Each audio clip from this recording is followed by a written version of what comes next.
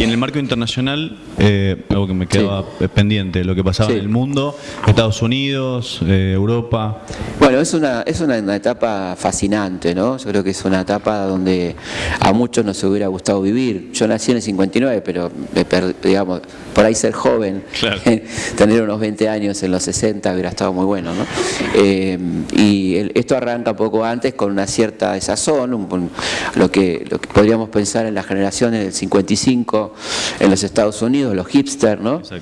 Los beatniks, todo esto que se expresa de alguna manera en la literatura con Kerouac, esta angustia de una sociedad que no termina de saber qué quiere, que está muy bien expresado en las películas de James Dean, Al Este del Paraíso, bueno, todo esto donde incluso hay símbolos muy fuertes, ¿no? Como a qué juegan estos jóvenes adolescentes, que es a tirarse de un coche antes que caiga de un barranco, ¿no? Es decir, una cosa de no saber a dónde ir, inclusive al borde del peligro de vida, ¿no?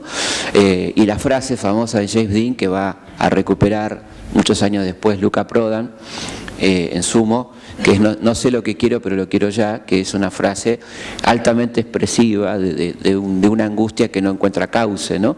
O sea, hay una gran disconformidad con una sociedad de doble moral, una sociedad pacata que venía del macartismo, una sociedad que habla de moral y que a la vez comete los peores crímenes en el mundo. Y entonces esa sociedad de posguerra, de la larga posguerra estadounidense, que va a tener en estos jóvenes a estos disconformes que van a encontrar un cauce de protesta a partir de un hecho tremendo como es la guerra de Vietnam, ¿no? Que va a marcar la década sin duda, claro, con una escalada creciente de intervención norteamericana en un país que fue de los más combativos del mundo. Pensemos que los vietnamitas comienzan su lucha en el 50 y pico y terminan en el 54 derrotando a los franceses en una histórica batalla de Dien Bien Phu. Luego seguirá la resistencia contra los norteamericanos, que va a terminar con la única derrota que sufrió Estados Unidos en su historia, ¿no? Y bueno, todo eso marca al mundo, particularmente a Estados Unidos, donde aparece un movimiento como el movimiento hippie, acompañado de una revolución previa, creo yo, muy importante, que se origina en la música, como es el rock, ¿no? El rock que comienza esencialmente como un modelo disruptivo desde lo musical.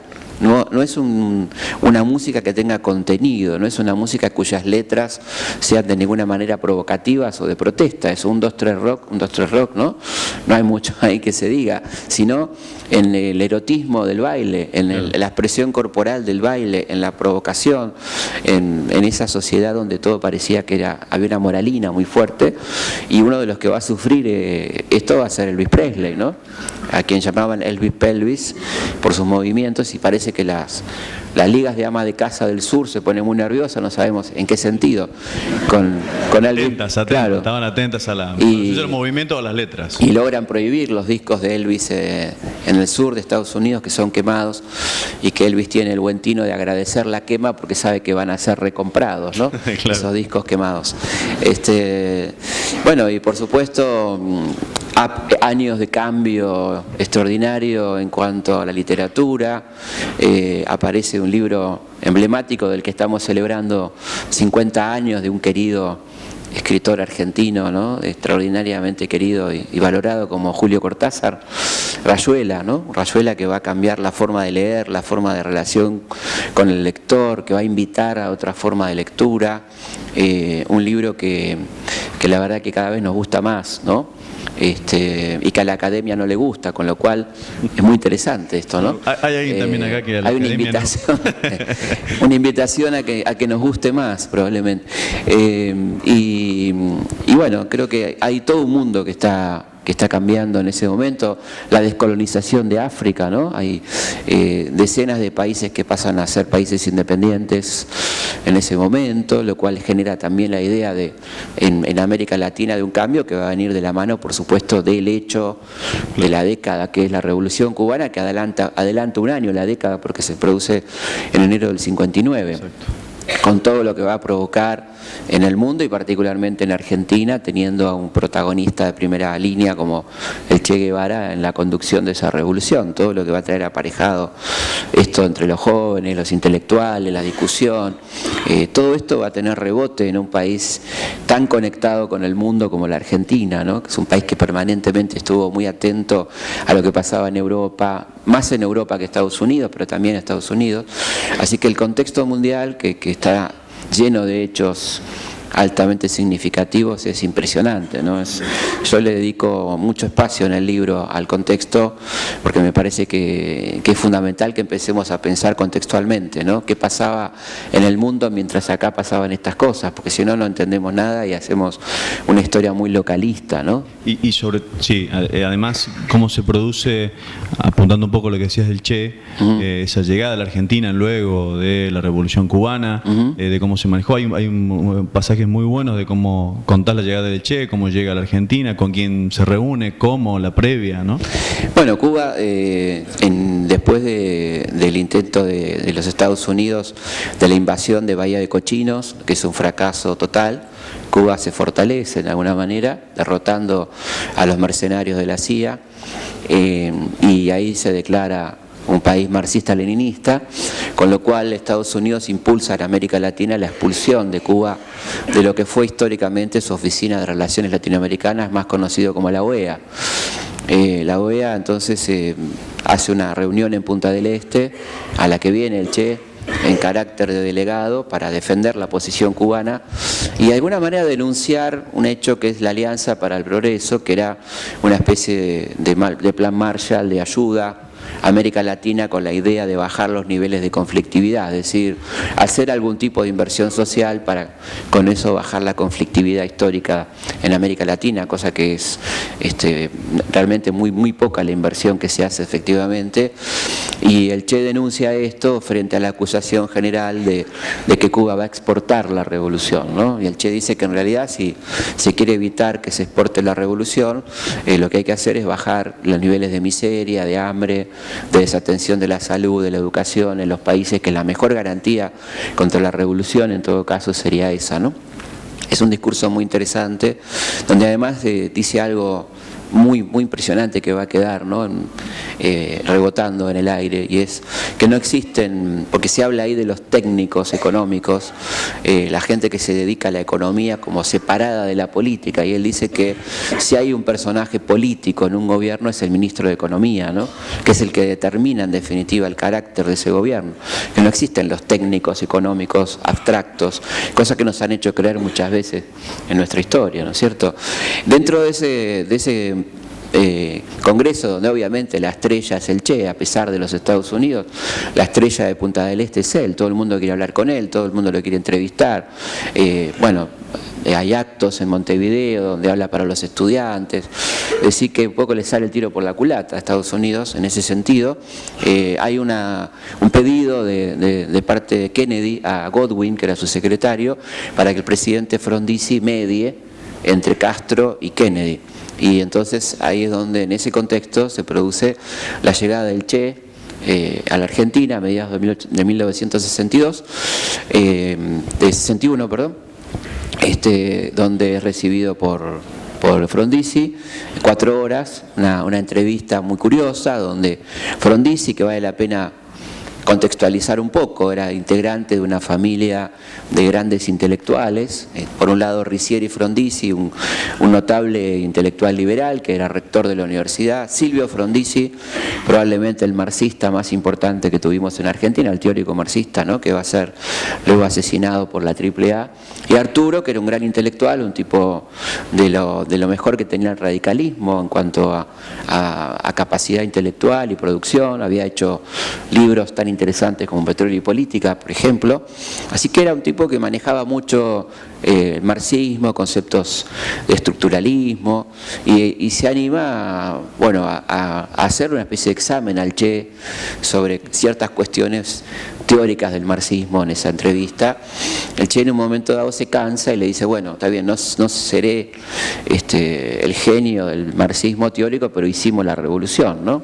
Como diciendo, bueno, está bien, está mal, no estuvo, ¿no? Y bueno, y una de las preocupaciones de Frondizi que vienen trasladadas es esta idea de la exportación de la revolución, que él le contesta un poco lo mismo que había hablado. No hay grandes avances, no se ponen de acuerdo. Es una visita corta, de 4 horas, y que a Frondizi le va a traer muchísimos problemas. Sí, eso iba. ¿Qué costo le tuvo a Frondizi? Y tremendo, porque primero que no se podía mantener en secreto esa visita, porque Frondizi era un hombre que, recordemos, llega a la presidencia gracias al pacto con Perón, y es un hombre muy sospechado por los militares, que está permanentemente vigilado, acorralado. Así que la residencia de Olivos era un lugar absolutamente expuesto. Inmediatamente se enteran los servicios de inteligencia de la presencia del Che, y esto va a generar un escándalo que va a terminar con un fraude, que fueron las cartas cubanas, unas cartas falsificadas que le atribuían a Frondizi y al canciller, supuestamente para instalar un régimen comunista en Argentina de la mano de Frondizi, que la verdad que estaba muy lejos de ser el objetivo de Frondizi, ¿no?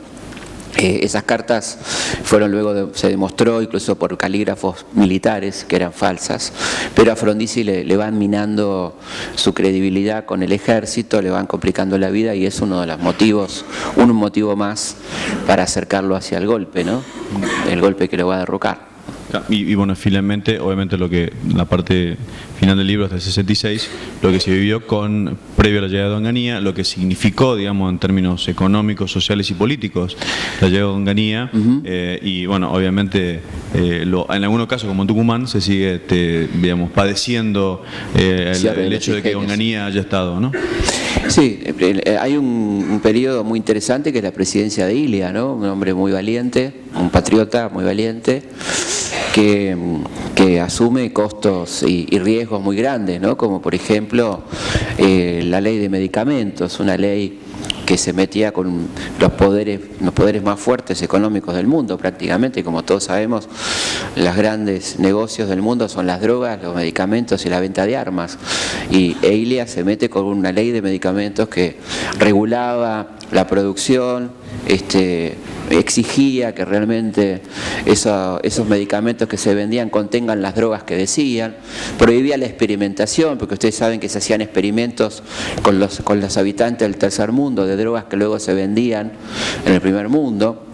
Bueno, una cosa de mucho coraje que le va a traer grandes dolores de cabeza al doctor Ilia, como también le trajo la ley, la anulación de los contratos petroleros firmados por Frondizi, que afronta con mucho coraje, y le toca gobernar una época altamente conflictiva, cometiendo para mí el error de mantener la proscripción del peronismo, lo cual le va a dar argumentos a una derecha peronista que no estaba en ese juego, sino esencialmente en disputar con Perón el poder, ¿no? Como el caso de Augusto Bandor, sobreactuando el conflicto y llevando, por ejemplo, a la toma de 9.000 fábricas, ¿no? Haciendo ingobernable el país en aquel momento.